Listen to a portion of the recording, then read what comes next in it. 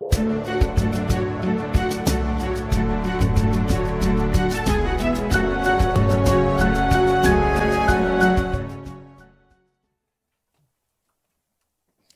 chapitre 3, verset 31. Marc 3, 31 à 35. Donc la famille spirituelle. Nous avons pris un passage de base dans Actes chapitre 16, surtout le verset 31. Crois au Seigneur, Jésus-Christ, tu seras sauvé, toi et ta famille. Donc nous avons parlé de la... Donc sauver, c'est sozo, c'est-à-dire être délivré du danger de la destruction. Donc il y a plusieurs dangers. Il y a le danger par rapport au danger actuel, c'est-à-dire on voit beaucoup de couples qui sont brisés. L'ennemi travaille beaucoup dans cette optique-là, l'ennemi déteste la famille. Et on a vu comment il a détruit la première famille, le premier couple, Adam et Ève. Et comment il a utilisé la parole de Dieu pour détruire cette famille. Et on a pu voir les conséquences de la destruction de cette famille, de la désobéissance du premier couple. Et donc, on a parlé des âges, hein, vous vous rappelez, hein? On a parlé de 3 temps. On a parlé de la destruction dans le temps présent, d'accord? Et c'est exactement ce qui s'est passé avec Adam et Ève. On a parlé de la destruction à venir, c'est-à-dire la séparation éternelle d'avec Dieu. Et c'est ce que Satan veut à tout prix. Et il a détruit Adam et Ève. Et par leur péché, eh ben, ils vont être chassés, à cause de leur péché, ils vont être chassés de la présence du Seigneur, ils vont être chassés du jardin d'Éden. Deuxièmement, il va y avoir un meurtre dans la famille. Vous voyez le danger, les conséquences. Et Caïn, comme vous le savez, va tuer son frère.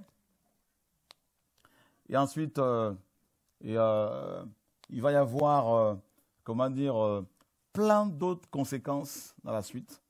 Et c'est ce que nous sommes en train de vivre actuellement, la destruction des mœurs, de l'humanité, toutes les maladies qu'il y a. Voilà. Tout ce que nous avons, tout ce que nous connaissons dans le monde de mauvais, de méchants, sont, comme vous le savez, toutes ces choses sont les conséquences de la désobéissance d'Adam et Ève. La destruction qui s'en est suivie. C'est terrible. Par un seul acte de désobéissance, la destruction de cette famille, n'est-ce pas, atteint toute leur descendance, leur semence. Et Satan s'en réjouit. Par une seule, n'est-ce pas, une seule action, un seul acte de désobéissance. Satan n'aime pas la famille. Pas du tout. Si vous voyez le nombre de divorces et de remariages dans le milieu chrétien, c'est hallucinant. Le divorce est banalisé, encouragé. Des pasteurs divorcés, remariés qui prêchent, des chrétiens divorcés, remariés qui sont là, même dans les églises que nous avons établies, qui sont aujourd'hui autonomes, hein, la plupart, d'ailleurs toutes. Nous avons même des gens qui prêchent l'évangile, qui sont, en essence de divorce, et qui continuent à prêcher l'évangile. Moi, je leur ai dit, je ne suis pas dedans. Vous êtes libres de faire ce que vous voulez et vous aurez des comptes à rendre au Seigneur. Mais ne dites pas que nous sommes ensemble. Non. Il y en a, je leur ai dit, vous ne pouvez pas continuer à prêcher. Oui, ils continuent à prêcher parce que les chrétiens qui sont avec eux les encouragent là, dans ces choses-là. Donc, voilà comment l'ennemi détruit la famille. Et avec bien sûr toutes les lois que les hommes votent, promulguent, pour détruire complètement la famille. Satan n'aime pas la famille. Donc, on voit ce danger. Et tous ces dangers. Donc c'est pour cela que le geôlier dans Acte 16 demandait aux apôtres, en fait, qu'est-ce qu'il fallait faire pour ne pas subir ces 2 types de dangers. Le premier, c'est le danger physique, maintenant. Et le deuxième danger, c'est la destruction éternelle. Voilà, on peut, malheureusement, hein, beaucoup vont se retrouver loin de Dieu pendant l'éternité. Pourquoi? Parce qu'il minimise le péché. Il minimise. Et alors, on a parlé rapidement de la famille, des familles biologiques, physiques, tout ça. Hier, on a commencé à parler de la famille spirituelle. Et on va finir avec cet enseignement. Nous sommes dans Marc chapitre 3, justement. Sur cela, verset 31, arrivèrent là ses frères et sa mère qui, se tenant dehors, ils l'envoyèrent appeler. La multitude était assise autour de lui et on lui dit, « Voici, ta mère et tes frères sont là dehors et te demandent. » Mais il leur répondit en disant, « Qui est ma mère et qui sont mes frères ?» Et jetant le regard sur ceux qui étaient assis autour de lui, il dit, « Voici ma mère et mes frères, car quiconque fait la volonté de Dieu, celui-là est mon frère, ma sœur et ma mère. » On va prendre un autre passage similaire dans Matthieu 12, 46 à 50. Matthieu 12, 46. Et comme il parlait encore aux foules, voici sa mère et ses frères se tenaient dehors, cherchant à lui parler.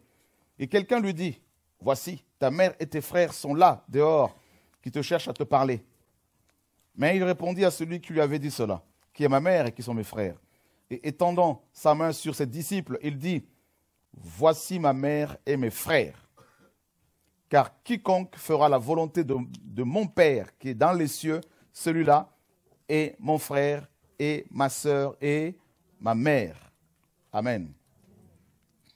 Voilà, et on va lire le troisième passage similaire, cette histoire qui parle de la même histoire, la même chose, avec quelques différences, quelques détails qu'on ne voit pas ailleurs, dans Luc chapitre 8, verset 19 à 21. Luc chapitre 8, verset 19 à 21. Alors sa mère et ses frères vinrent vers lui, mais ils ne pouvaient l'aborder à cause de la foule. Et on vint lui dire, ta mère et tes frères sont dehors et ils désirent te voir. Mais il répondit, ma mère et mes frères sont ceux qui écoutent la parole de Dieu et qui la mettent en pratique. Voilà. Donc vous voyez, quand on lit les trois évangélistes, on a une vision, n'est-ce pas, à 380 degrés, une vision globale de l'enseignement du Seigneur sur la famille spirituelle. Voilà. Donc, on a des détails. Ici, il y en a qui dit, ceux qui font la volonté de Dieu. Un autre qui dit, la volonté du Père céleste. Et un autre détail, donc on parle de la volonté.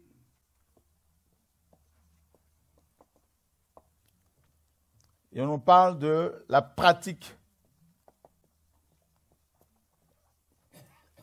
de la parole.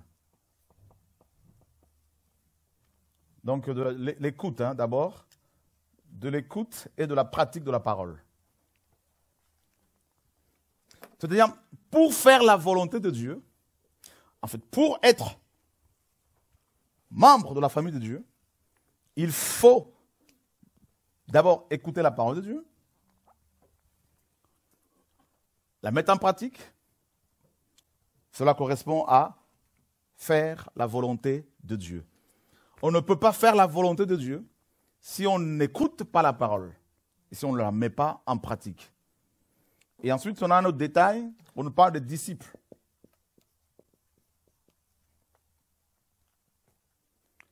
Donc, Jésus enseigne l'évangile et sa mère biologique, ses frères biologiques, sa famille biologique cherchent à le voir. Mais ils ne le pouvaient pas. Alors, ils envoient quelqu'un pour nous dire, mais justement, ta famille est dehors, il va falloir que tu arrêtes ton ministère. En gros, c'est ça. Arrête de faire la volonté de Dieu. Parce que ta famille biologique est là. C'est ça. Ah non, non, non, non, le Seigneur dit non, non, non. Ah non, non. La priorité, c'est le Père Céleste.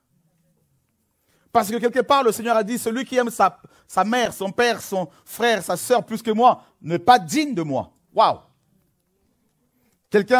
Un des disciples vient le voir pour lui dire, on parle de disciples, Seigneur, permet que j'aille enterrer mon père. Il dit non, non, non. Laisse les morts enterrer leurs morts. Et toi, va annoncer l'évangile. Waouh. Il faut savoir où se trouvent les priorités. Mais cela ne veut pas dire qu'il faut négliger nos familles biologiques. Attention, non.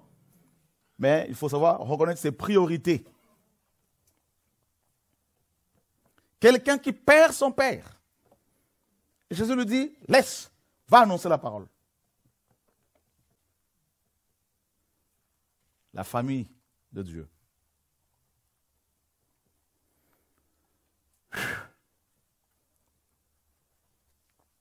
Je dis, beaucoup pensent être de la famille de Dieu parce qu'ils sont membres d'une église locale. Ça, c'est un des mensonges que Satan a réussi à inculquer dans nos cœurs, dans nos pensées, à nous enseigner.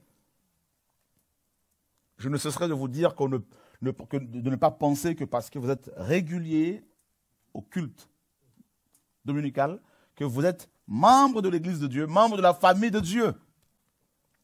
Et je veux aussi que vous sachiez que quand on est membre de la famille de Dieu, on a forcément une communion fraternelle avec des frères et sœurs. Voilà. Donc vous voyez, il faut trouver un équilibre.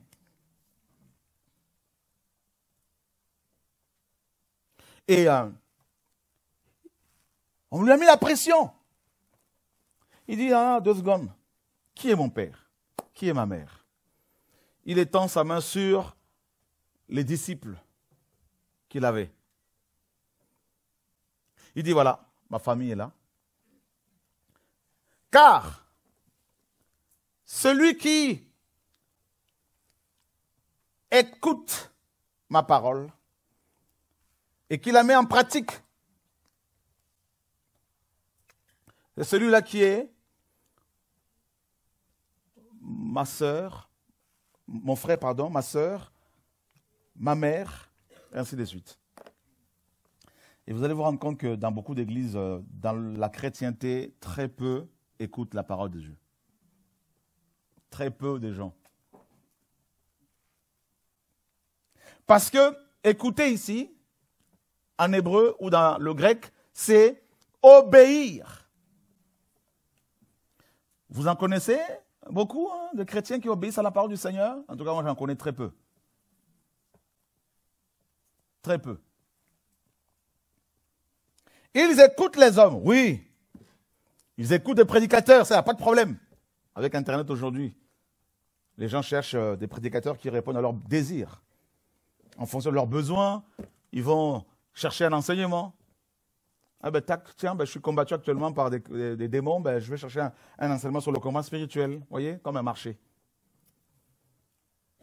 Ils ne vont pas écouter ces choses-là pour faire la volonté de Dieu, mais pour se sortir de leur situation.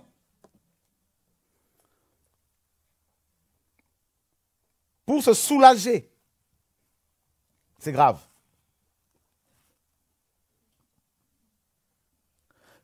Dieu dit aux Hébreux, Shema Israël. Shema Israël. Il dit à Ézéchiel, le prophète, fils de l'homme, ces eaux pourront-ils revivre? Vous vous rappelez? Il dit, je ne sais pas, toi seul le sais. Il dit quoi? Dis à ces ossements, Shema, la parole d'Elohim. C'est-à-dire, écouter, c'est quoi? Écouter, c'est quoi? C'est, j'entends, je comprends et j'obéis, j'applique, je pratique, je fais la volonté de Dieu. Et là, c'est là que ça coince. Des chrétiens veulent des pasteurs, des prédicateurs qui les caressent, vous le savez, dans le sens du poil. Et quand le Seigneur va revenir, ils vont se rendre compte qu'ils n'ont jamais été de la famille de Dieu. Laissez-moi nous dire que tous les disciples de Jésus-Christ de Nazareth, déjà les 12 apôtres, ont connu le martyre. Il n'y en a pas un qui s'en soit tiré. Celui qui a vécu le plus longtemps, c'est Jean. Mais il était où? En prison, sur l'île de Patmos. Faire la volonté de Dieu, c'est la souffrance, c'est souffrir. Parce que Jésus a dit, si vous acceptez ma parole, vous serez haïs de tous. Donc, Faire la volonté de Dieu, c'est appliquer, c'est écouter sa parole et l'appliquer. Or, quand on écoute la parole et pour l'appliquer ensuite, eh ben, on est forcément haï. Donc, si tu n'expérimentes pas la haine des religieux, c'est que tu n'es pas enfant de Dieu. Ça peut vous choquer.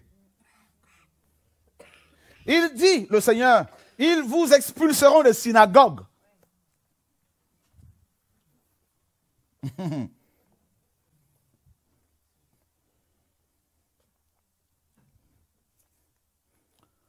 Vous allez vous rendre, beaucoup vont se rendre compte avec cet enseignement qu'ils ne sont pas convertis, que ce sont des accompagnateurs. Beaucoup vont se rendre compte que leurs enfants ne sont pas convertis, que ce sont des religieux ayant des versets bibliques.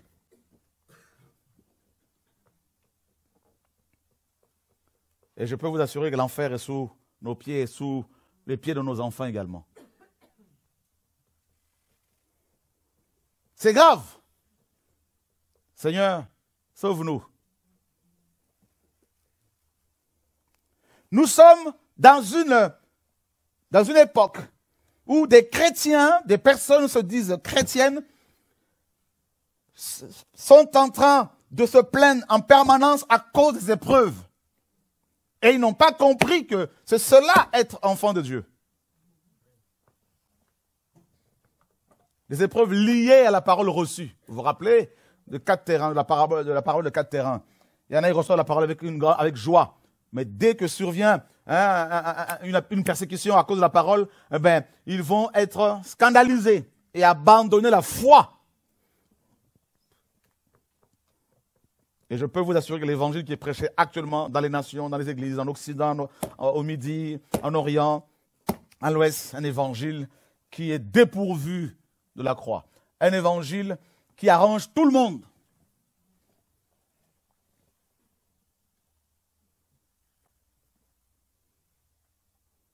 Et c'est pour cela que cette génération envoie plus de gens en enfer que toutes les générations réunies.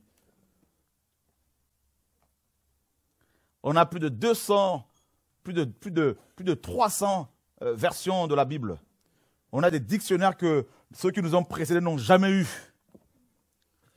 On a accès à l'Internet. On a accès à Internet, on a toutes sortes de technologies pour avoir toute la connaissance pratiquement que l'on veut, qui est disponible bien sûr. Mais pourtant, nous sommes la seule génération, depuis que le monde est monde, qui envoie en enfer autant d'âmes.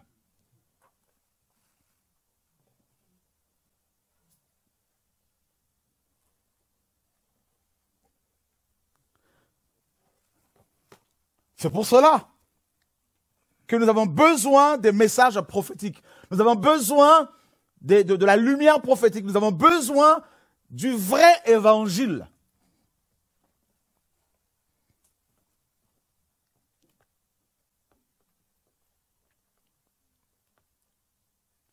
Vous vous rendez compte que nous avons pour modèle quelqu'un qui a terminé sa vie à la croix? Vous vous rendez compte que nous avons pour modèle quelqu'un qui a reçu le coup?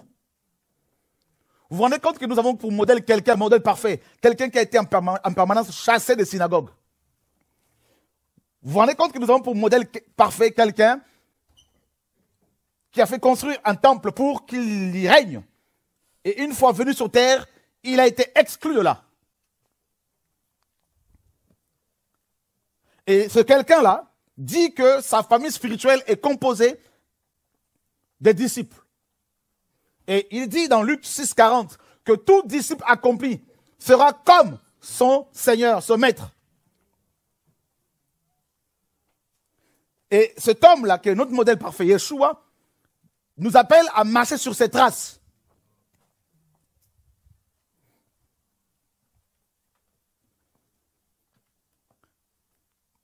Et vous, quand il faut annoncer l'évangile, véritablement dénoncer le péché, les meurtres, les massacres, beaucoup de chrétiens, malheureusement, se disent, non, mais tu sais, ma famille est encore là, il faut faire attention. Vous voyez? Mais Dieu regarde et dit, mais ils se disent membres de la famille céleste, regardez-moi tout ça là.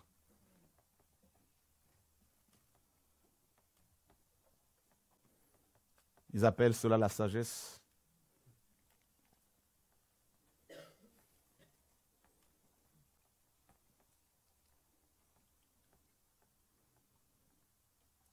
Vous voulez que je parle? Seigneur, sauve-nous. Sa mère, qui l'a porté pendant 9 mois, vient pour le voir. Il dit, ma mère, c'est celle qui fait la volonté de celui qui m'a envoyé, de Dieu. Donc il y a Dieu, on l'a vu, il y a le Père. Donc Dieu est forcément Père, le Père est forcément Dieu. Donc comme Jésus est Dieu, il est forcément le Père. Et comme il y a un seul Dieu, donc forcément, il est le Père. Donc ici, nous avons affaire au géniteur, Yeshua bien sûr. Et en ce moment précis, Marie ne faisait pas la volonté du Père. Elle était dans la chair.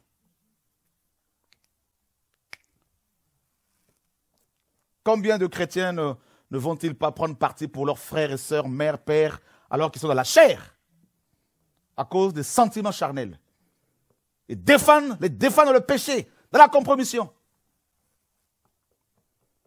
s'éloignant ainsi de la parole de Dieu, de la volonté de Dieu révélée pour eux. Comme Élie le prêtre, qui n'était pas capable de reprendre ses fils qui couchaient avec des femmes, qui prenaient l'offrande du Seigneur. Les sentiments familiaux qui éloignent beaucoup de chrétiens de la présence de Dieu. Ah, c'est mon fils. Ah, c'est ma fille. Ah, c'est ma belle-fille. Ah, bah oui.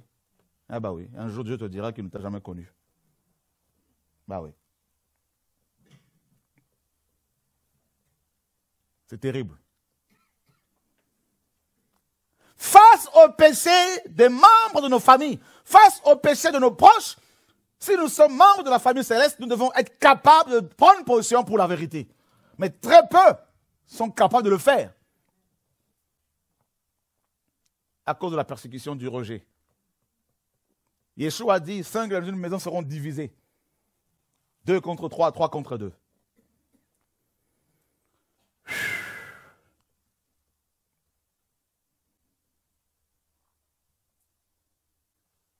Vous êtes libre, on n'est pas une secte. Mais nous ne voulons pas non plus que vous nous imposiez votre manière de voir les choses. On ne peut pas justifier le vol, famille ou pas. Et voilà le problème de beaucoup de chrétiens. Des gens qui sont contre la doctrine du Seigneur, contre la parole de Dieu. On va s'asseoir avec eux, manger, boire ensemble. Et quand un prophète, quand Dieu envoie des prophètes, des prophétesses pour prendre la position, défendre l'évangile, et ce sont les mêmes chrétiens qui disent il n'y a pas la sagesse, il n'y a pas l'amour, il n'y a pas ci, il n'y a pas ça. Parce qu'ils sont tellement compromis, tellement dans la compromission qu'ils ne se rendent même pas compte.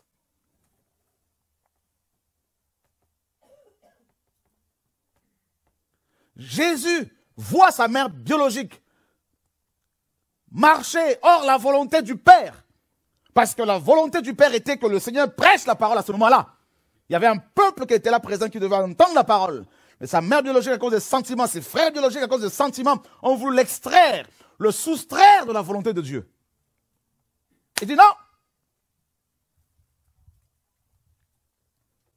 Waouh.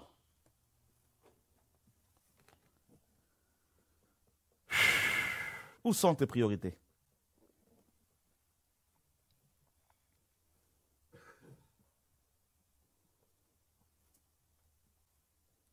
Où sont nos priorités?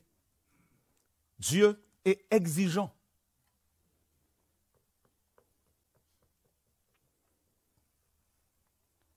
Il dit voilà les gens qui sont là assis. Eux, ils sont dehors. Ils veulent que je sorte. Ils veulent que je sorte. De la volonté de Dieu, du plan de Dieu. Mais ceux qui sont là dedans, c'est ça ma famille. Parce qu'ils font la volonté de Dieu. Donc, on ne peut pas être membre de la famille céleste, la famille de Dieu, si on ne fait pas la volonté de Dieu. Alors vous allez me dire, frère, mais comment faire pour faire la volonté de Dieu, tout ça? Vous savez, pour chaque homme, il y a une volonté de Dieu qui lui est révélée. Pour chaque être humain, pour chaque famille, pour chaque couple, je vous dis. Quelle est la volonté de Dieu présentement pour toi?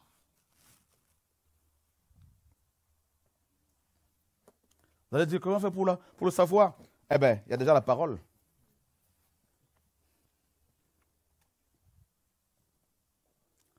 Pour savoir, pour connaître la volonté de Dieu, eh bien, il faut écouter sa parole. C'est-à-dire, pas seulement l'entendre. Je vous ai souvent dit que, en fait, j'ai fait un enseignement un jour que le Seigneur m'a donné à partager avec vous sur le Shema Israël. Écoute, Shema ou Shema en hébreu, c'est écouter en français. Et vous savez, Dieu, quand il parle, quand il demandait aux Hébreux d'écouter sa parole, il voulait leur dire littéralement, vous entendez un son avec l'oreille, par exemple, gauche, et il faut le comprendre avec l'oreille droite, et ensuite, il y a les deux jambes, il y a les mains, pouvoir, yod, qui entrent en action. Voyez? Donc, j'entends, je comprends, et tout le corps entre en action. Tout le corps opère, se soumet.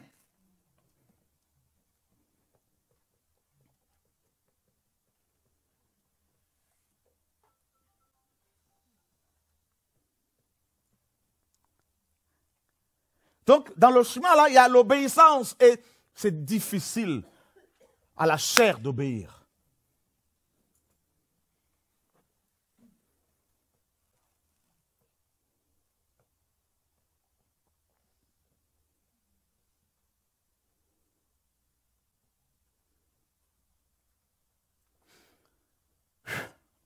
La plupart des gens que le Seigneur a disqualifiés, ou qui se sont disqualifiés eux-mêmes, n'ont pas compris la volonté de Dieu.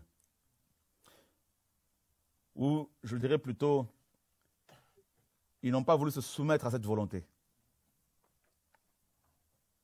La plupart des problèmes que beaucoup de gens ont, même dans leur couple, si vous regardez bien, vous allez voir qu'au départ, la volonté de Dieu leur a été révélée, ils l'ont refusée. Et les conséquences.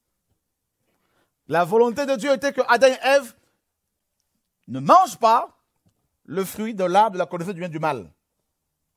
Voyez? Et sa volonté était que ce couple demeure dans sa présence.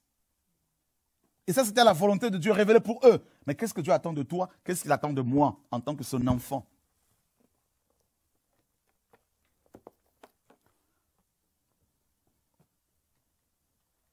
Et vous devez savoir que la volonté du Seigneur, elle est toujours en opposition avec le monde, avec la volonté des hommes. Il dit, ma volonté n'est pas votre volonté. Ma pensée n'est pas votre pensée. Mes voies ne sont pas vos voies. Waouh!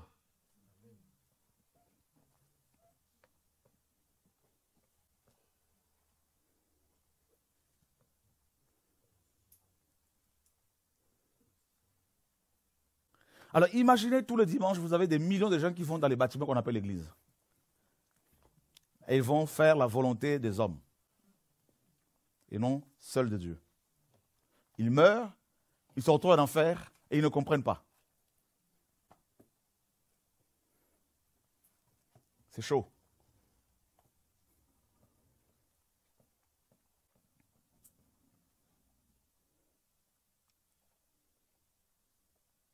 Dieu te donne à diriger une assemblée. Il te dit que tu dois prêcher un message précis.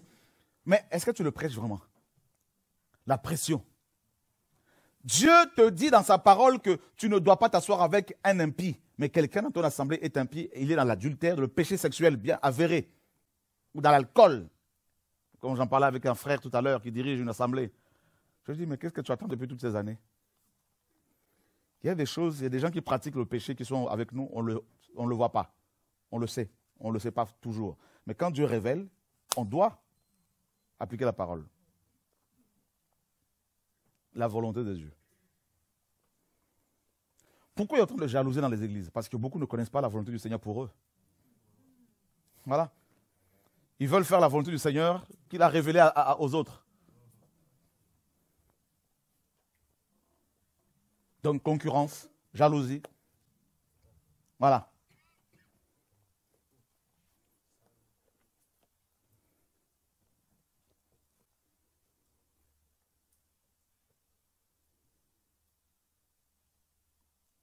Et le Seigneur a dit dans Jean 9, les Écritures nous disent, vous savez cet homme qui était né aveugle, il dit aux pharisiens, car quiconque fait, car nous savons que Dieu n'exauce point les pécheurs, mais si quelqu'un a l'honneur et fait sa volonté, celui-là, Dieu l'exauce. Vous savez pourquoi beaucoup ne sont pas exaucés? Tout simplement parce qu'ils ne font pas la volonté de Dieu. C'est aussi simple que ça. Beaucoup de chrétiens viennent nous voir. Frère, on a tel combat. Et le Seigneur me dit à chaque fois, pose-leur une question simple. Est-ce que vous vivez dans la sanctification? Ah, il commence à se gratter la tête.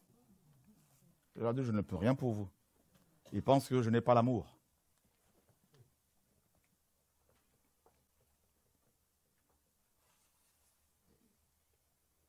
Il y a une pression. Hein.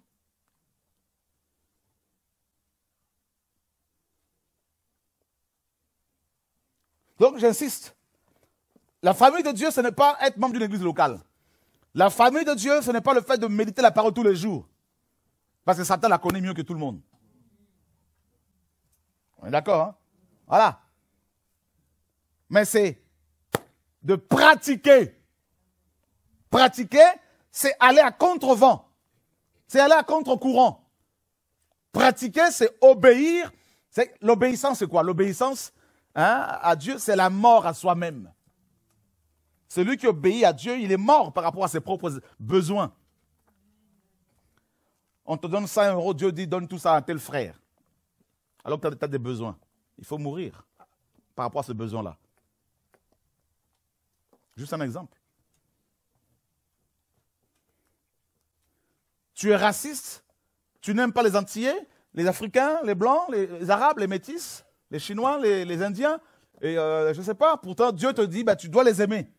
Voyez? Donc tu dois mourir par rapport à ton ego, par rapport à ton éducation. C'est ça la volonté de Dieu. Et ce n'est pas toujours facile.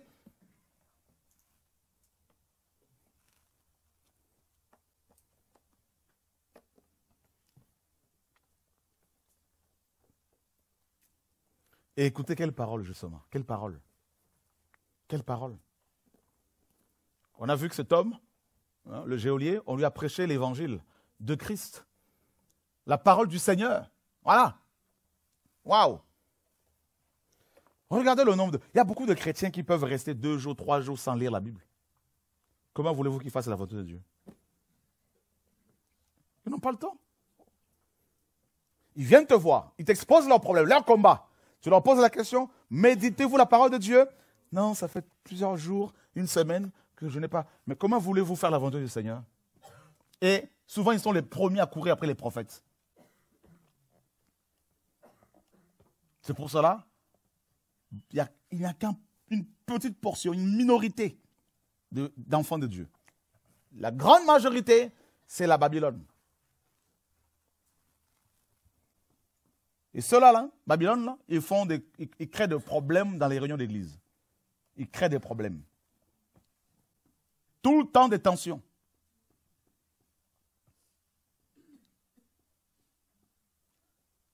Saül reçoit l'onction. Dieu lui dit, il faut raser cette ville. Tous les animaux, il faut les détruire. Et lui, qu'est-ce qu'il a fait? Il a eu la pression du peuple. Il a cédé. Et Dieu l'a disqualifié. Vous avez vu? C'est chaud.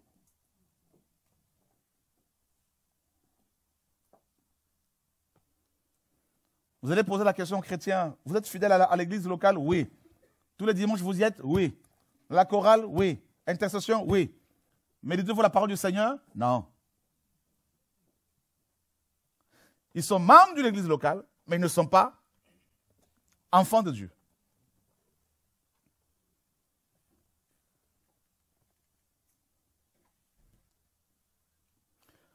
Donc, enfants de Dieu, fait de nous, bien sûr, c'est Dieu est celui qui doit être adoré. Donc, forcément, nous sommes, cette famille est composée d'adorateurs, de gens qui adorent. Voilà. Le Père fait de nous des fils et des filles. Et Dieu dit, si je suis Père, où est l'honneur qui m'est dû? La crainte?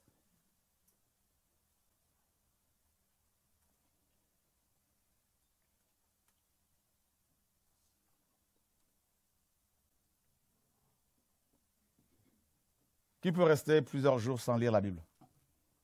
N'ayez pas honte. Merci. Merci.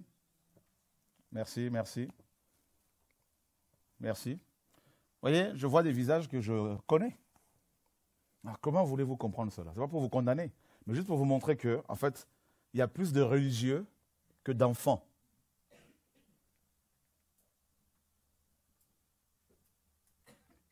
C'est pour cela que quand il y a ce mélange-là, eh ben, on va subir la pression.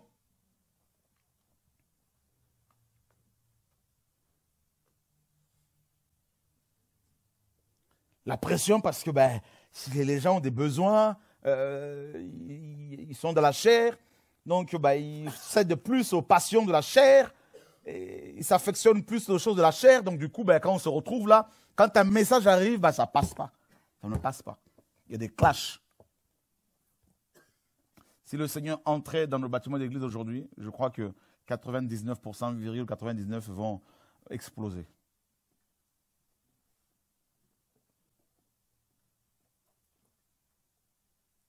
Je dis aux frères et sœurs, quelle est la volonté de Dieu pour vous? Ah oui, mais je ne sais pas. Ah ouais?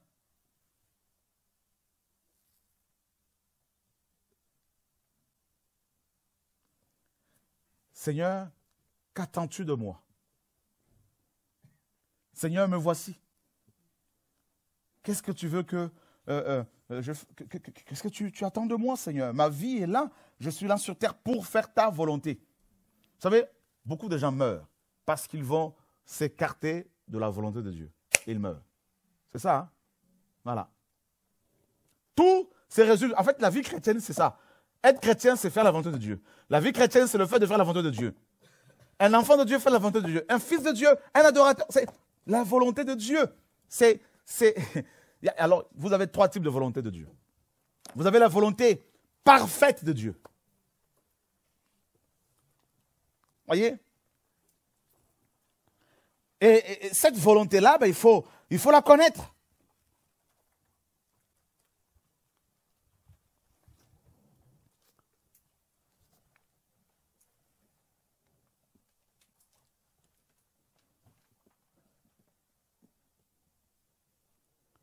Et nous sommes dans 1 Thessaloniciens chapitre 4, verset 3. Si quelqu'un peut nous lire cela. Il faut faire la volonté de Dieu.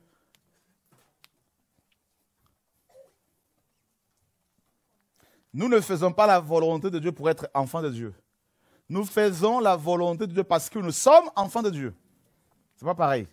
Si tu n'es pas encore enfant de Dieu, tu ne peux pas faire sa volonté parce que c'est impossible de répondre à ses exigences. Donc, une fois qu'il t'a sauvé, il nous donne les moyens pour pouvoir faire sa volonté. Amen. 1 Thessaloniciens chapitre 4, verset 3, nous dit quoi? Voici en effet la volonté de Dieu. C'est quoi? À savoir votre sanctification. Votre? Ouh là là là là là là. Commencez à regarder autour de vous maintenant. Qui est sauvé, qui ne l'est pas encore?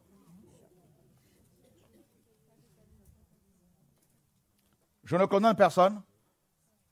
Simplement face à la lumière de la parole, mais chacun s'examine, chacun se découvre. La parole est un miroir. Voici en effet la volonté de Dieu. Ça, c'est la volonté parfaite. C'est-à-dire votre sanctification. Sanctification.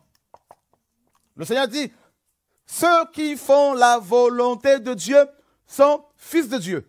La volonté du Père, la volonté de Dieu. C'est-à-dire des gens qui écoutent la parole et qui la mettent en pratique. Voilà. On dit bien la parole, pas les traditions d'église. La parole. Et quand Dieu dit qu'un pasteur, quelqu'un qui est dirigeant, ancien, divorcé et remarié ne doit pas exercer, ben, il ne faut pas qu'il exerce. Quand Dieu dit que on se marie qu'une fois, il faut obéir. Ben oui. Alléluia.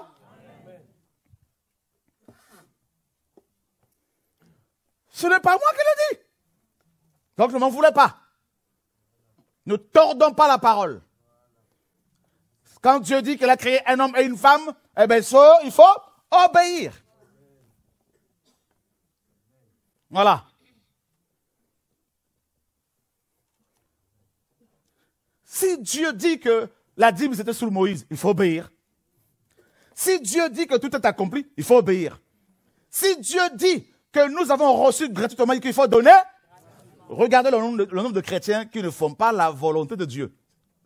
Matthieu 18 nous dit, et Yeshua dit dans Matthieu 18, vous l'avez reçu. D'abord, il dit, là, au verset 1er, il est dit qu'il a donné le pouvoir à ses disciples de chasser les démons, de guérir les malades, de purifier les lépreux, d'annoncer l'évangile. Il dit, vous l'avez reçu gratuitement, c'est-à-dire le pouvoir. Donnez-le. Combien de prédicateurs, de chrétiens, d'églises que vous connaissez qui donnent tout gratuitement? C'est un ordre. Être enfant de Dieu, c'est faire la volonté. Dans Isaïe 55, il a dit quoi? Venez acheter sans argent. Venez acheter de l'eau, du vin, du lait. C'est écrit ou pas? Alors, regardez autour de vous, qui sont ceux qui font la volonté de Dieu par rapport à ça? Oh Seigneur.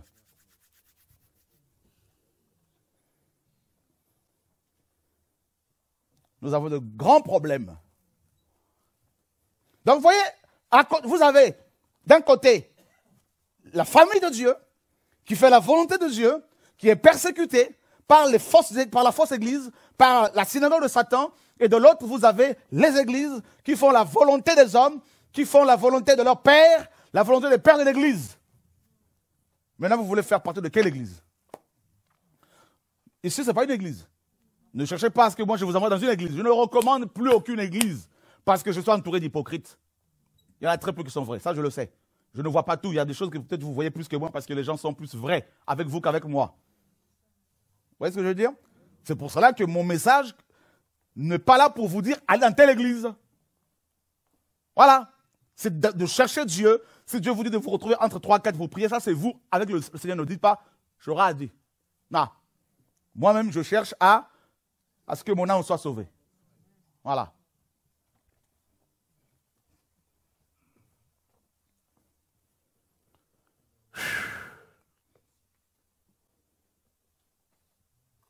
Seigneur, l'heure est grave.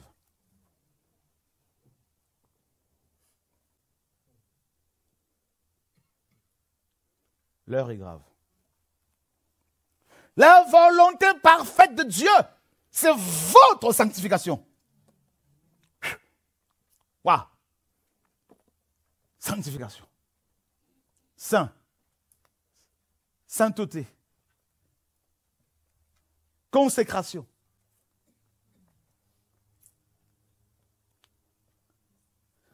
La sanctification veut dire séparation.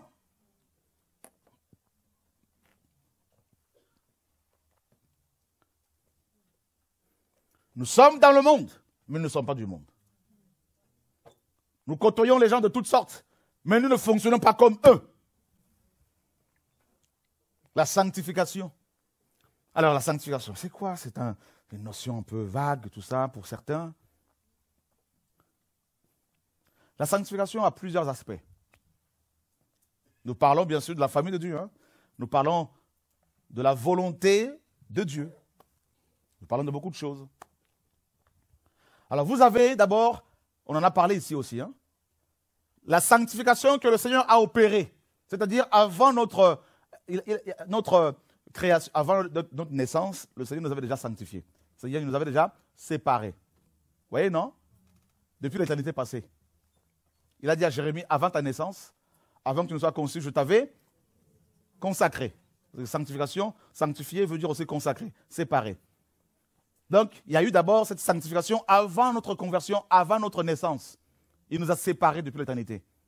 Donc, quand les enfants viennent au monde, vous avez des séparés et vous avez des enfants de Satan. Ça, c'est le fondement de la sanctification. C'est l'élection. Dieu nous a élus depuis l'éternité passée, depuis les temps éternels. Il nous a élus. Hein? Ça, c'est le premier type de sanctification. C'est vraiment l'élection. Dieu nous a élus en Christ. Amen.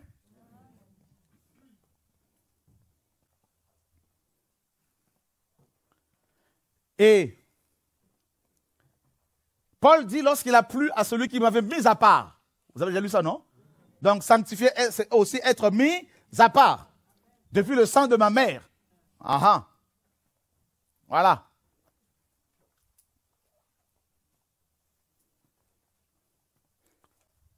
Premier type de sanctification. Deuxième type de sanctification, c'est la justification. C'est-à-dire, lors de ta conversion maintenant. D'accord? Quand tu vas te convertir, là, lors de ta conversion, eh bien, l'œuvre de la croix devient évidente. L'œuvre de la croix prend toute sa signification dans nos vies, dans nos cœurs. Alléluia. Lors de la conversion. C'est-à-dire, Dieu te rend juste. Dieu te déclare juste. C'est pour ça que les chrétiens, on les appelle aussi les justes. Les saints de Rome, les saints d'Éphèse, tout ça là. Donc, premier type de sanctification, c'est l'élection, hein, c'est la séparation d'avec... Dieu nous a séparés, nous a mis à part, la consécration avant d'avoir été créés. C'est-à-dire nous avons été élus. D'accord? Prédestinés. Waouh! La prédestination. Et ensuite, vous avez la justification. C'est-à-dire quand tu te convertis, eh bien, l'œuvre de la croix eh bien, vient, en fait, Dieu, prend son sang, il te nettoie et il te déclare saint. Non parce que tu as fait un acte de justice, non, parce que Dieu l'a déclaré à cause de son amour. Amen. Et troisième type de sanctification, c'est la sanctification de tous les jours, c'est-à-dire personnelle. Apocalypse 22, verset 11, que celui qui est saint se sanctifie encore. On ne peut pas se sanctifier personnellement si on n'a pas été élu par Dieu. On ne peut pas se sanctifier si on n'a pas été justifié. Parce que tu n'as pas, pour le faire, il faut avoir les outils de la sanctification. Les agents de la sanctification, qui sont la parole de Dieu, qui sanctifie. Jean 15, 3, déjà, vous êtes purs à cause de la parole que je vous ai annoncée, disait le Seigneur aux apôtres. Jean 17, 17, le Seigneur leur disait, il disait, Père, sanctifie-le par ta vérité, ta parole est la vérité. Donc, en lisant la parole, en méditant la parole, tu te sanctifies. Alléluia. Un autre agent de la sanctification, Ézéchiel 36, 25. Je répandrai, Dieu disait, sur vous une eau pure et vous serez purifiés. Amen. Celui qui est né d'eau et d'esprit. Donc, vous voyez, l'eau, c'est la parole, la naissance par la parole. Tu entends la parole, tu écoutes la parole, tu es sanctifié. Tu vois? C'est pour ça qu'il faut la méditer, cette parole-là. Il faut l'écouter. Gloire à Dieu. Donc, le premier agent de la sanctification, c'est quoi? Non, les agents de la sanctification, pardon. Les agents de la sanctification? Non. Le premier type de sanctification, c'est l'élection. La consécration depuis l'éternité, tout ça. On est d'accord, hein? Le fait d'avoir été mis à part. Deuxième type de sanctification, c'est quoi? La justification, donc l'œuvre de la croix. D'accord? Et troisième type de la sanctification? La sanctification personnelle. D'accord? C'est bon? Maintenant, on parle des agents de la sanctification. Le premier agent dont on a parlé, c'est quoi? La parole. D'accord? Deuxième agent, donc la parole, bien sûr, il y a l'eau, tout ça. Il y a le feu. Nombre 31. Tout ce qui devait passer par le feu, hein, pour être purifié, devait être purifié comme ça. Les métaux, donc l'or, l'argent, tout ça. Là. Et d'ailleurs, nous sommes comme de l'or brut. Et l'or brut, il y a de la saleté. Hein, donc il faut du feu. Voilà. 1300 degrés à peu près. Pour séparer l'or de la saleté. Voilà, les épreuves, justement. Les mondages. Vous voyez? Le feu de la parole. Un autre agent de la sanctification, l'épée. Toujours c'est la parole, hein, dans ses multiples aspects.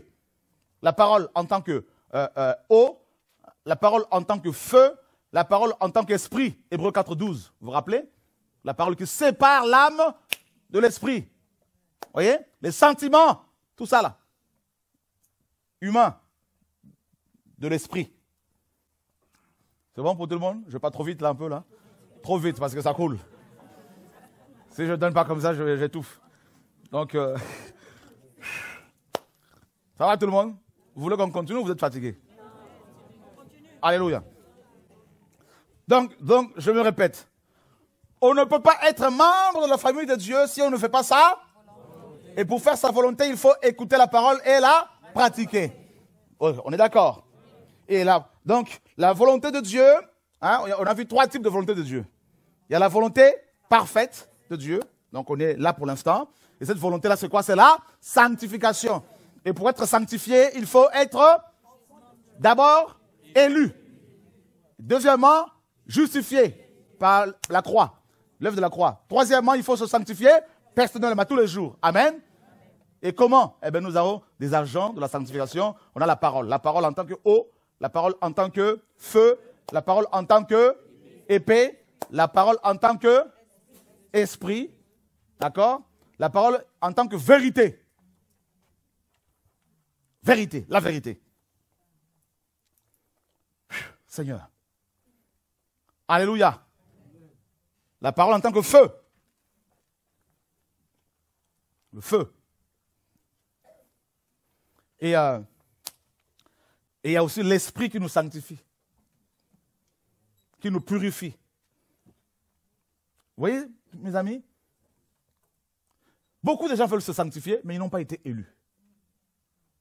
Ils ne peuvent pas. Ils ne sont pas de Dieu. Parce que c'est livré. Même s'ils donnent l'impression de vouloir se sanctifier, mais en fait, ils ne sont pas dedans. Comme Caïn, comme Judas, comme beaucoup de chrétiens. Donc Dieu veut que nous soyons, Dieu veut, Paul dit, la volonté de Dieu, ce n'est pas pour vous le mariage tout de suite. Beaucoup, c'est le mariage. Oui, Dieu veut qu'on se marie, mais ce n'est pas sa volonté, ce n'est pas ce que... On est déjà 7 milliards, plus de 7 milliards. Donc tu peux ne pas être marié et aller au ciel si tu es en Christ. Mais par contre, tu n'iras pas au ciel si tu n'es pas sanctifié. Alors que ta priorité ne soit pas le mariage. Et Satan vient avec les bishops et puis il donne des enseignements sur le mariage tout le temps, matin, midi, soir. Vous serez mariés, vous aurez ci, vous aurez ça, donnez l'argent, vous aurez le... Oh, frères et sœurs, ça nous sauve. Ça va tout le monde?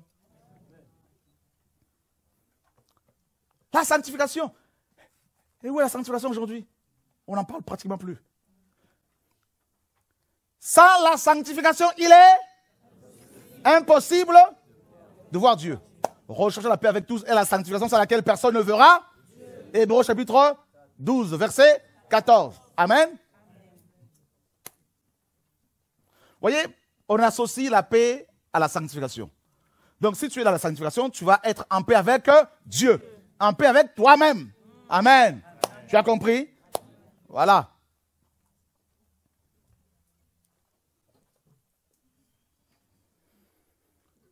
Qui s'aperçoit qu'il a beaucoup de problèmes? Seigneur, sauve-nous. Ah, mais tu sais, frère, nous on tombe tout le temps. Moi, je ne connais personne, mais chacun aura des comptes à rendre pour tout ça, pour soi-même. Donc, il faut se battre. Hein. Voilà. La volonté de Dieu, pour toi, c'est quoi? La sanctification. Donc, on a vu hein, les agents de la sanctification. Ensuite, la sanctification, là, c'est quoi? À part le fait d'être mis à part. La sanctification, dedans, il y a aussi la purification. Ça concerne l'intérieur. Non, toujours le premier type de la volonté de Dieu. La sanctification. La purification, c'est toujours la sanctification. Hein? Donc, la sanctification, c'est être mis à part. Maintenant, dedans, il y a la purification. C'est-à-dire, Dieu commence à changer ton intérieur, mon caractère, ton caractère. Dans la purification, il y a l'émondage, la séparation d'avec les mauvaises habitudes. Hein? La séparation d'avec la mauvaise compagnie. Compagnie, parce que la mauvaise compagnie corrompt les bonnes mœurs. Ça fait mal, ça. Donc, Dieu peut permettre à ce que tu sois isolé pendant quelque temps. Voilà. Tu peux être avec la foule alors que tu es seul.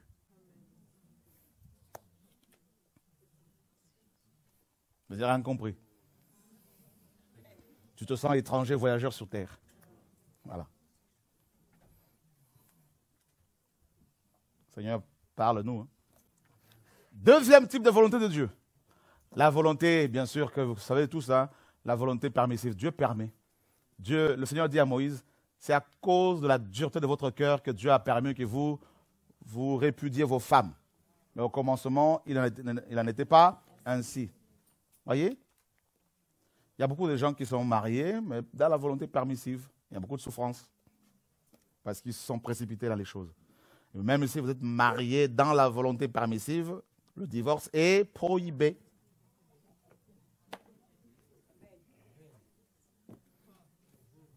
Parce qu'il y en a qui viennent me voir, frère, tu sais que ce n'est pas la volonté parfaite de Dieu, donc on s'est trompé de mariage. Frère, tu es marié pour les papiers jusqu'à la mort. Je suis désolé, mais c'est comme ça, c'est pas moi qui le dis. Voilà. Alléluia. Amen. On voyage à gauche, à droite, on voit des gens qui viennent nous voir, surtout parfois nos frères et sœurs africains, qui viennent, vous savez, on a marié une femme suisse, tout ça, mais bon, moi j'ai 40 ans et elle en a 70, tout ça. Ouais, mais mon frère, ouais, ben c'est ta femme. Mais c'était juste pour les papiers, on s'est arrangé. Bah oui, vous êtes mariés. Bah oui. Et quand on parle comme ça, ils ne viennent plus. Hein, ben, ce n'est pas mon problème. On n'est pas là pour prendre votre argent. Voilà. On est là pour vous prêcher la vérité afin que vous soyez sauvés. Vous ne devez pas prendre le mari d'autrui. Vous couchez avec un homme marié, vous êtes dans l'adultère, vous mourrez comme ça, vous allez à l'enfer, vous allez brûler pendant l'éternité. Alléluia. Amen. Vous êtes là? Donc la volonté permissive. Parce que Dieu permet certaines choses, les gens pensent que c'est ça sa volonté. Et à la fin, ils vont se rendre compte qu'ils étaient à côté. Et troisième volonté de Dieu, c'est la volonté expression de son amour. Dieu veut que tout le monde soit sauvé. 1 Timothée 2. La volonté permissive. Dieu permet. Hein, le Seigneur disait aux Juifs, Moïse a permis que vous divorciez avec vos femmes, que vous leur écriviez une lettre de divorce. Mais cela n'était pas la volonté parfaite du Seigneur. Et la troisième volonté, c'est la volonté expression d'amour.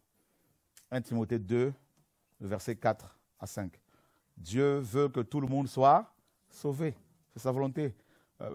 C'est la volonté expression de son amour. Dieu est amour. 1 Timothée 2, 4 à 5. Dieu veut que tout le monde soit sauvé et vienne à la connaissance de la vérité. Mais malheureusement, tout le monde ne sera pas sauvé. Voilà. Dans la volonté parfaite du Seigneur, vous avez par exemple,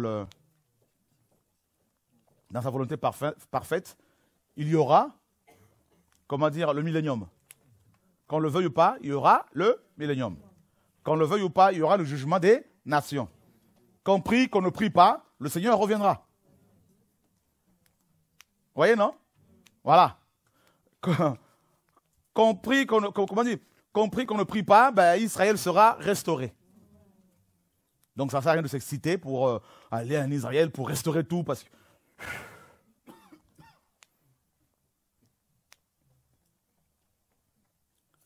Sa volonté parfaite, nous serons pendant l'éternité avec lui. Voyez? Et maintenant, vous avez plusieurs types autres de volonté du Seigneur dans la volonté parfaite. Par exemple, dans sa volonté parfaite, Dieu peut dire à une femme, je veux que tu ailles en Chine pour me servir là-bas. Et si cette femme ne comprend pas, et que si elle reste en France, elle va être malheureuse toute sa vie. Et elle va mourir malheureuse.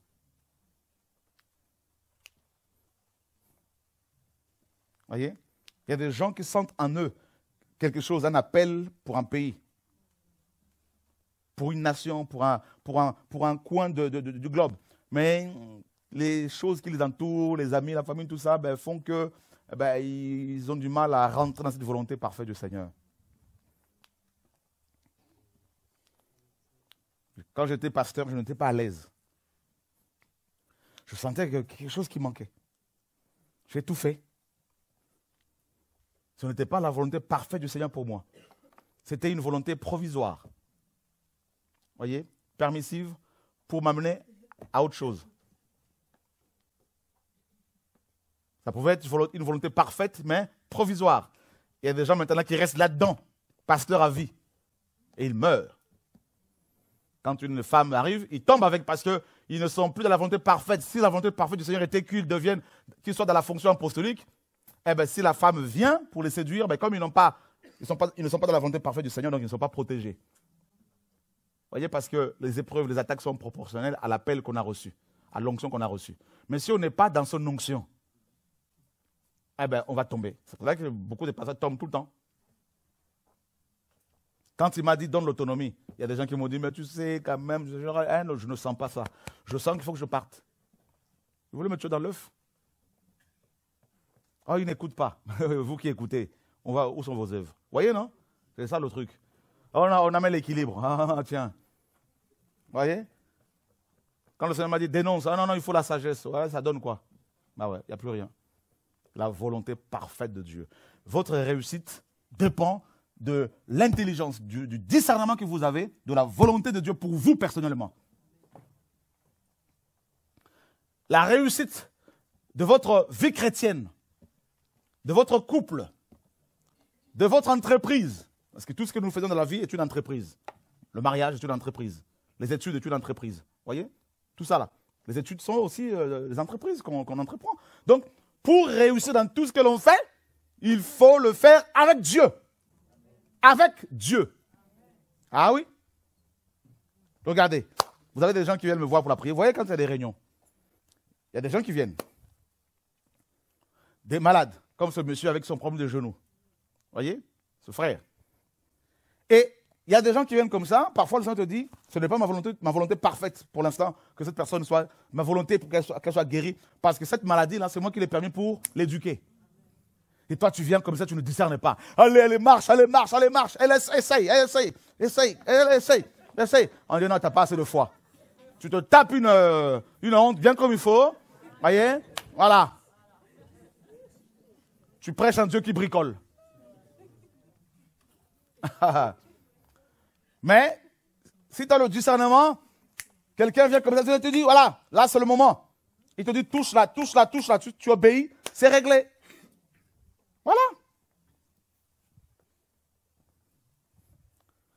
Donc, même pour exercer un service, un ministère, il faut être sensible à la volonté de Dieu pour les gens qui sont là.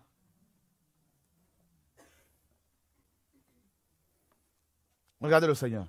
Un aveugle, on l'amène, il rencontre un aveugle. D'abord, on lui amène un aveugle. Il prie pour lui, tac, guéri. Et l'autre fois, il rencontre un aveugle. Cette fois-ci, il crache par terre. Parce que la volonté de Dieu parfaite ce jour-là, c'était qu'il fasse de la boue. Qu'il fasse de la boue et qu'il applique sur ses yeux. C'est ça. Donc, celui qui fait la volonté du Seigneur ne pourra pas être cerné par les autres. Ça va être comme du vent.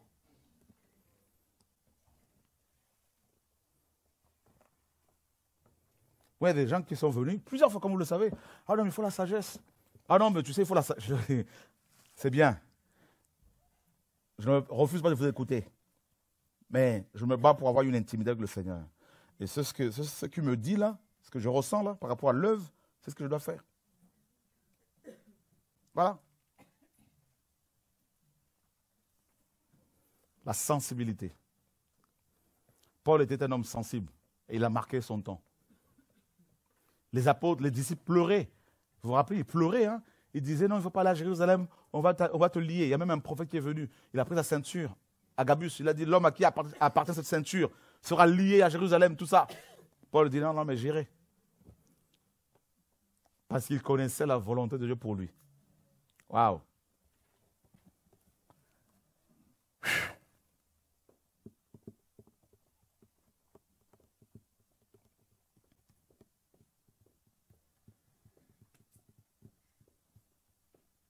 Donc, être chrétien, être de la famille du Seigneur, on finit bientôt, ce n'est pas, je me répète encore, le fait d'être membre d'une église locale. C'est le fait de dire tous les jours, Seigneur, quelle est ta volonté aujourd'hui pour moi?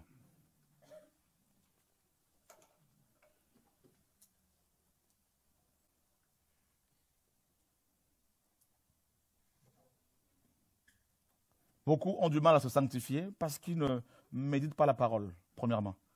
Comment voulez-vous vous sanctifier? Parce que la parole, elle est vie, elle est esprit, elle est feu, elle est lumière, elle est, n'est-ce pas, eau, tout ça. Pour vous sanctifier aussi, il vous faut être en relation avec Dieu, c'est-à-dire la prière. Tout est sanctifié par la prière et par la parole de Dieu. 1 Timothée chapitre 4, verset 5. La prière. Vous comprenez pourquoi? Vous comprenez pourquoi la prière est parfois difficile. Pourquoi la chair n'aime pas la prière?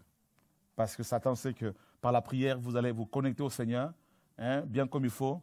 Vous allez entendre sa voix dans votre homme intérieur. Vous allez connaître sa volonté pour vous. Et donc ça, là, il ne veut pas. Alors il veut vous occuper, nous occuper à toutes sortes de choses. Vous voyez? Tout notre temps est pris par autre chose. Pour des futilités parfois. Et on rentre à la maison, on est fatigué, on va se coucher tout de suite. Et on rentre dans un rythme là, qui t'éloigne petit à petit de la prière, de la méditation quotidienne de la parole de Dieu, petit à petit. Et puis après, tu commences à voir les vieilles habitudes qui commencent à réapparaître. Le vieil homme qui commence à prendre de l'ampleur, petit à petit, petit à petit. Et puis, tu es éteint. C'est pour cela qu'on voit beaucoup, surtout nos frères et sœurs qui débarquent d'Afrique ou d'autres pays. Moi, je me rappelle depuis des années, je constate cela. Le feu, la prière, au fur et à mesure, ils rentrent dans le train de vie. Surtout aux États-Unis et Canada, ça m'a beaucoup marqué. C'est encore pire qu'ici. Si vous voyez le nombre d'Africains là-bas qui étaient zélés en Afrique, qui avaient le feu, le nombre de ces hommes et ces femmes qui sont éteints, c'est hallucinant. Ils arrivent dans un pays où ils découvrent qu'on peut avoir 40, 50 cartes bleues, cartes de crédit. C'est-à-dire on te le propose, on t'envoie des courriers. On te propose 20 000 ici, 30 000 là-bas, 40 000 là-bas. Mais ils ne comprennent pas que c'est Babylone. La Bible dit que celui qui emprunte est l'esclave de celui qui le prête. Ah bah oui, Satan est malin. Donc il rentre dans un engrenage. Et j'ai vu, je me rappelle, je suis allé aux États-Unis une fois à Maryland. Mais ce couple était un couple, je ne sais pas, l'homme sortait à 6 heures pour rentrer à 14 heures.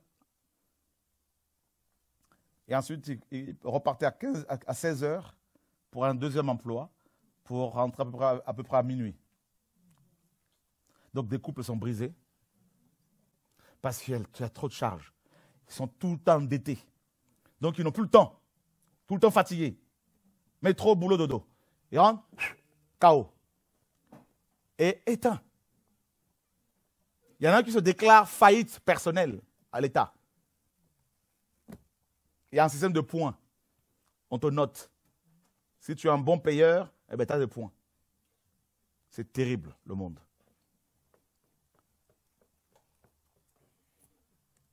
Et les gens sont occupés à autre chose dans la tête.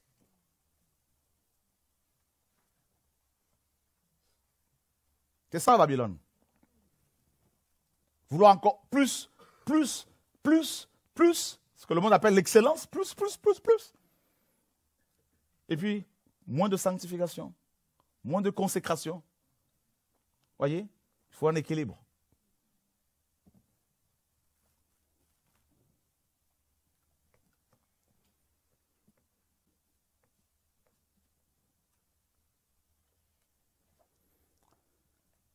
Telle une grenouille qui se retrouve dans ce récipient, vous voyez, hein, ce récipient avec de l'eau chaude, de l'eau d'abord tiède, on met le feu, et puis bon, elle ne se rend pas compte qu'elle est en train de cuire petit à petit, de mourir. C'est ça le monde. Et Dieu, dans son amour, parfois, il nous secoue, crée des circonstances pour nous réveiller, pour nous secouer.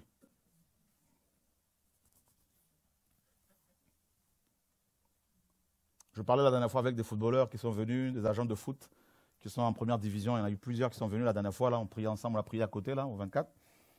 Le Seigneur m'a donné un passage pour eux. Quand les richesses s'accroissent, n'y mettez pas N'y mettez pas votre cœur. N'y mettez pas votre cœur. Ça va très vite.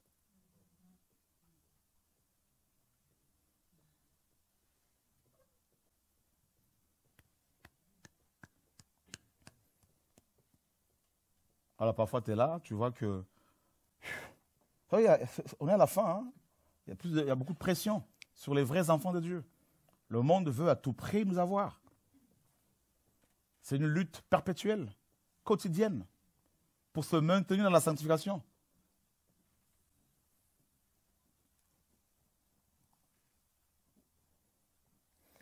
Pour finir, vraiment, vous avez vu, le Seigneur n'a pas dit que ceux qui côtoient les pasteurs sont enfants de Dieu. Il n'a pas dit que ceux qui sont fidèles à leur église locale sont enfants de Dieu. Il n'a pas dit que ceux qui font partie d'une chorale sont enfants de Dieu. Il n'a pas dit que ceux qui enseignent sont enfants de Dieu. Pas du tout. Il a parlé de disciples. Disciples, discipline. Discipula. Voyez? C'est ça, être membre de la famille de Dieu, la famille céleste. Comme Marie qui était assise au pied du Seigneur et qui écoutait la parole, qui obéissait à sa parole. On a des frères, à peine qu'ils sont fiancés, ils commencent déjà à se toucher. On se dit, mais regardez, toutes ces années durant lesquelles ils se sont sanctifiés, et puis le jour où ils rencontrent quelqu'un, tac, la légèreté. Trop de légèreté. Pas de discipline personnelle. On a des jeunes sœurs qui tombent facilement. Vous savez, nous sommes faibles, ça c'est clair. Moi le premier. Mais le Seigneur nous donne les moyens pour dire hein, non au péché. Vous voyez? Amen. Et si on commence à... Parce que pour tomber dans un péché, toutes sortes de péchés, là, honnêtement, quelque part, il faut aussi le vouloir. On peut pécher, on se met en colère comme ça arrive à tous. Mais de là à aller dans un hôtel, prendre une chambre d'hôtel, planifier les choses, et ensuite venir pleurer. Ah non, quand même. Il y a un processus. Hein? Durant ce processus, le Seigneur t'interpelle quand même. Vrai ou faux? Quand même. Et beaucoup tombent malgré ce processus, ils tombent pourquoi? Jacques le dit, hein? Chacun est séduit par, hein, d'abord attiré par sa propre convoitise. Voyez? Voilà.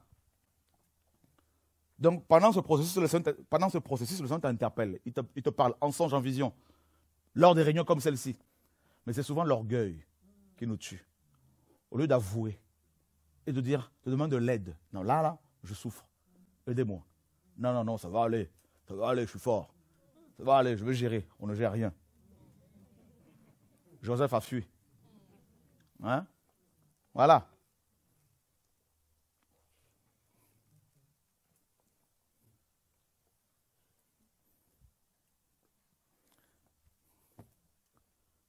Vous vous rendez compte qu'on a cru pendant des années que quand le Seigneur dit dans Matthieu 18, là, car là où 2 ou 3 s'assemblent à mon nom, je suis là, on a traduit ce verset d'abord littéralement, charnellement, c'est-à-dire les églises visibles. Et on s'aperçoit qu'il n'est pas là quand on s'assemble. Vrai ou faux? Ah, on va chez les pentecôtistes, on dit, mais il n'est pas là. On va chez les catholiques, on dit, mais il est où? On voit le prêtre, on voit Marie, on voit les saints. Mais où est le Seigneur? Parce que là où il y a le Seigneur, il y a des confessions. Là où il y a le Seigneur, ben, les gens sont guéris. Là où il y a le Seigneur, il y a la vie. Amen. On va chez les témoins de Jéhovah, on dit, mais ils sont beaux, ils sont bien habillés. Mais il est où? On comprend qu'il est d'abord question de l'assemblée spirituelle.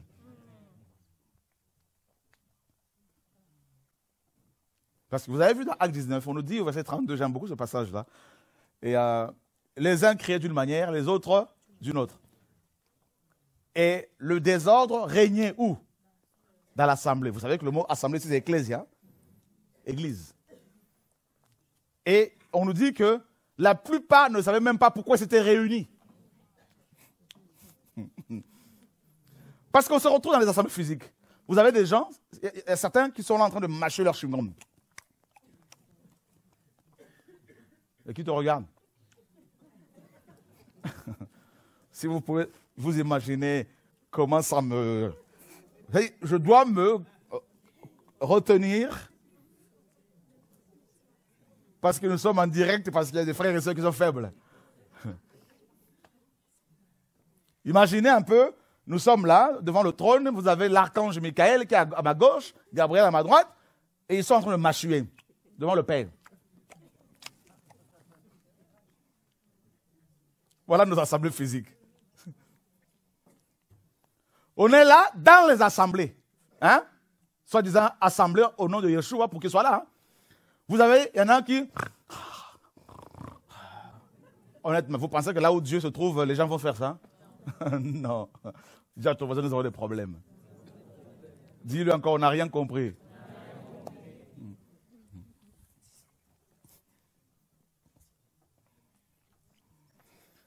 Dans une assemblée où Dieu se trouve, le pasteur se poumonne pour que les gens donnent l'argent. Vous pensez que Dieu est là? Non. Là où Dieu est, l'Esprit convainc les cœurs. Vous avez vu? Voilà.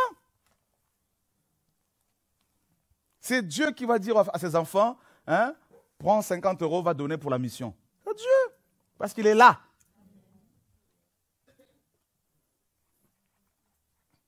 Maintenant, c'est le moment des offrandes.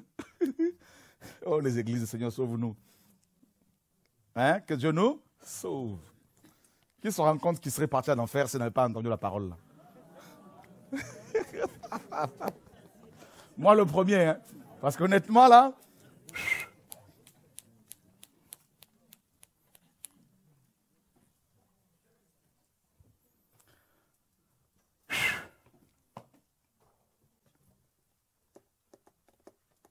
La famille. Question? Oui, ma soeur. On a encore 10 minutes. Ou 5 minutes, on va dire. Bonsoir. Bonsoir. En fait, tout à l'heure, vous avez parlé des personnes qui ont le feu et qui sont par la suite éteintes à cause du péché.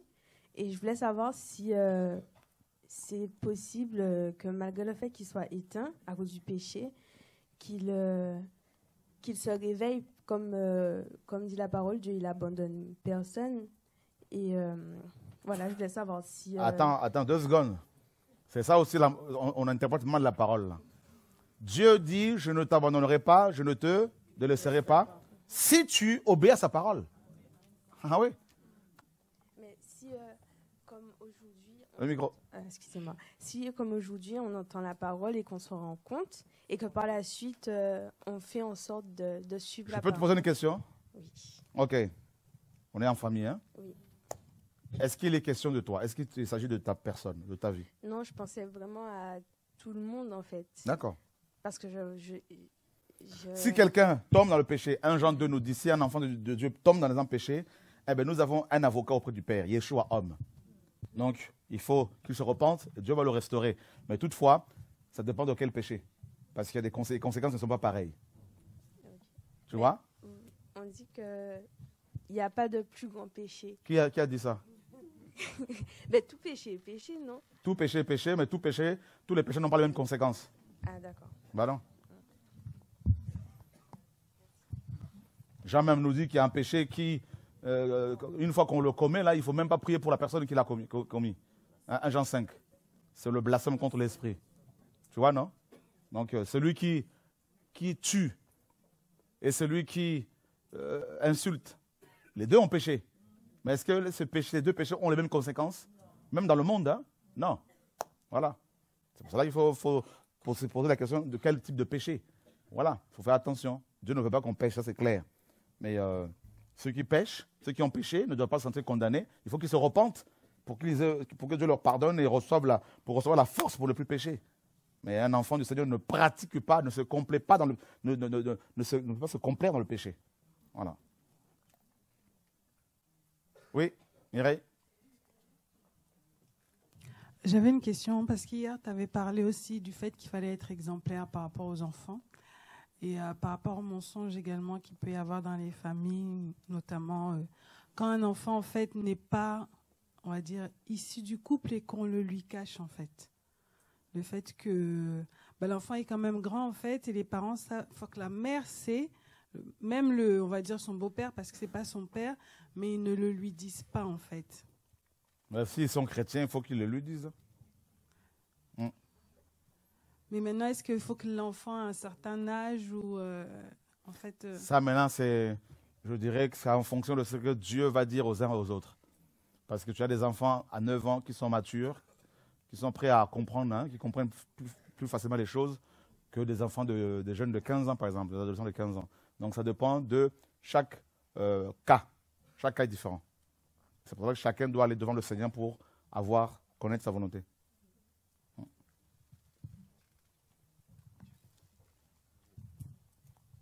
Bonsoir. Bonsoir. Moi, j'ai une question par rapport aux familles monoparentales.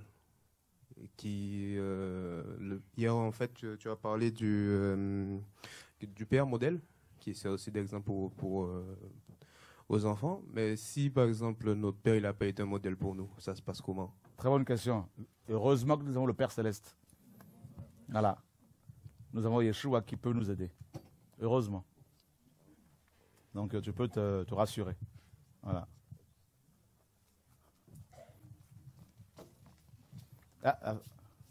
Claude a une question. Je voulais savoir par rapport tu as donné un exemple tout à l'heure, par rapport à une femme, par exemple, qui son appel est d'aller en Inde. C'est la volonté parfaite de Dieu, elle ne le fait pas, elle finit malheureuse. Mais alors je me demandais si on passe à côté de la volonté parfaite de Dieu, finalement, est-ce que on ne finit pas par mourir, s'écarter, s'égarer? Bien sûr, on finit par s'égarer, ça c'est clair. Voilà. La volonté parfaite du Seigneur est comme cette bulle, comme la sanctification. Celui qui n'est pas dedans ne peut pas être sauvé, ça c'est clair. Parce que c'est notre sanctification, pourquoi? Parce que par la sanctification, grâce à la sanctification, nous allons être avec le Seigneur, demeurer dans sa présence. Donc c'est par la sanctification que nous nous approchons du Seigneur. Tu vois? Donc sans la sanctification, il est impossible de s'approcher de lui, de le voir. Donc c'est pour ça que sa volonté parfaite, c'est sa présence en nous, que nous soyons dans sa présence. Et pour être dans cette présence, il faut la sanctification. Voilà. Donc celui qui n'est pas dans cette sanctification-là, dans cette volonté, qui n'applique pas cette volonté, ne peut pas être sauvé. Oui, moi je voulais tout juste poser une question par rapport au verset, je me rappelle plus très bien, mais quand on parle de péché, par exemple, combien de fois on peut pardonner? Et aujourd'hui, beaucoup de gens essayent de profiter de ce verset-là, que ce soit les pasteurs ou autres. Par exemple, on est des humains, hein, en tant qu'on sera sur terre, c'est sûr qu'on péchera parce qu'on n'est pas saint.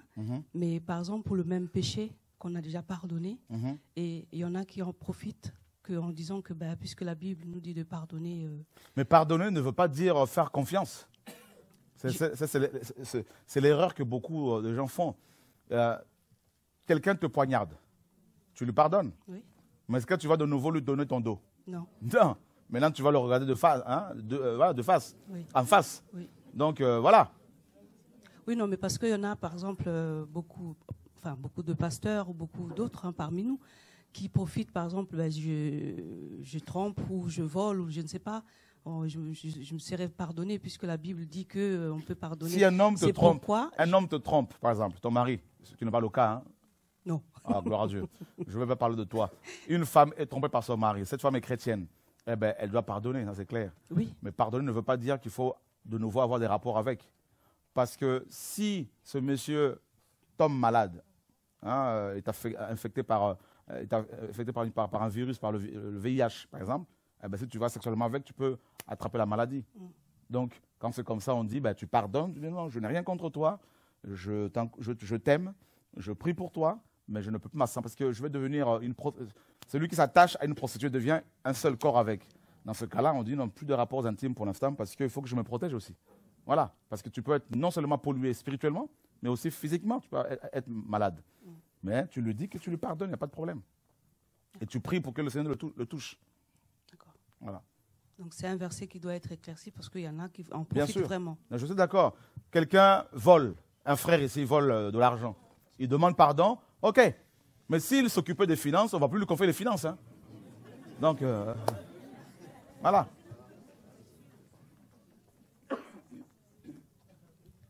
Moi, j'ai deux questions. Une qui concerne la famille, l'autre non. Faites la première. Plutôt la famille, parce que comme on n'a plus de temps. D'accord. Faites la famille.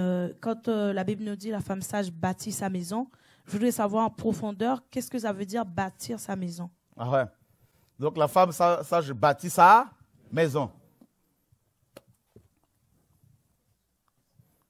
La femme sage est d'abord un esprit habitant une maison, son corps. Donc, elle doit d'abord prendre soin de son corps. Parce qu'il y a des femmes sages qui ne sont pas mariées. Est-ce pour autant qu'elles ne sont pas sages? Donc, beaucoup de gens pensent que la femme sage, c'est tout de suite celle qui est mariée.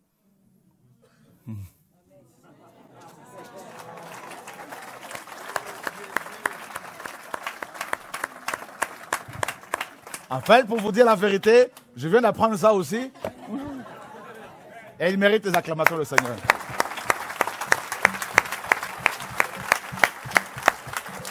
Attendez. Le Seigneur m'a donné un passage pour confirmer ça. Les 10 vierges, il y en avait 5 qui étaient sages, non? Est-ce qu'elles étaient mariées?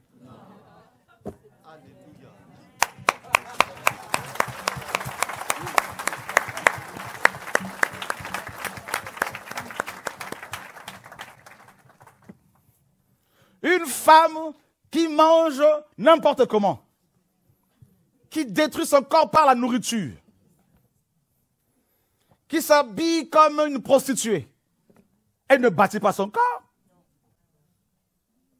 Ne savez-vous pas que votre corps est le temple du Saint-Esprit? Si quelqu'un détruit le corps de Dieu, le temple de Dieu, Dieu le détruira. C'est ça. D'abord ton corps. Parce qu'il y a des femmes qui ne sont pas appelées à se marier, il y a des femmes qui sont célibataires à vie. Elles sont plus sages que celles qui sont mariées, hein, parfois. Hein. Certaines de celles qui sont mariées. Donc ensuite, quand elle est mariée, elle va prendre soin de sa famille, bien sûr. Pas une femme qui va mettre son mari mal à l'aise, qui va intercéder, qui va prendre soin de ses enfants. Voilà, il y a tout ça. Mais c'est d'abord sa vie personnelle. Parce que si ton corps, tu ne prends pas soin de ton corps, comment veux-tu prendre soin de ta famille?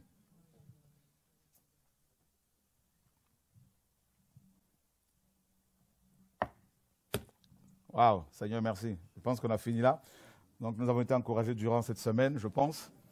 Et on va